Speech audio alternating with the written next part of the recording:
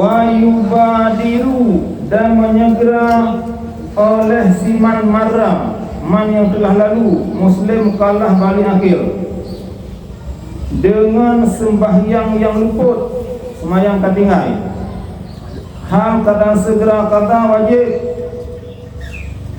Jika luput ianya sembahyang dengan tiada uzur, maka lazim akannya siman marah muslim kalah oleh kata fauran dengan segera.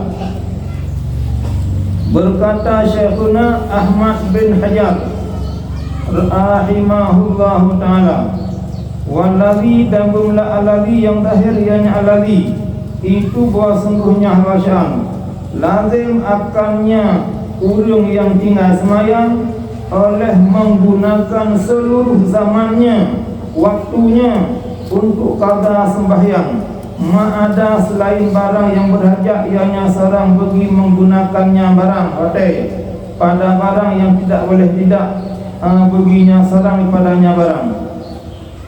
Dan sungguhnya hawasyan haram atasnya ulun tinggal semayang oleh mengerjakan tatawuk ibadah-ibadah sunat, dan menyegerakan ianya seorang dengannya semayang yang luput hak dan sunat jika luput ianya semayang dengan uzur seperti ngantuk yang tiada mutakdi ia seorang dengannya ngantuk dan lupa. Seperti demikian sembahyang yang hana uzur tinggai yuh muda yuh mudi galak main-main uronyo ka insah katuha wajib segera takada semayang yang luput. Munyo luput semayang dengan hana uzur dengan nakuzuran dengan tua yang sunat tak segerakan takada semayang yang luput.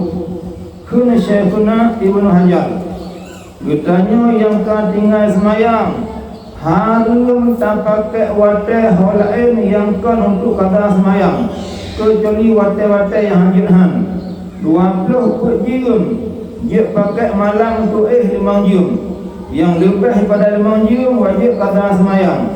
Orang minta rezeki berlepeng surah sentuh lebih, jika orang kampung sentuh lebih, jika orang itu wajib kada semayang.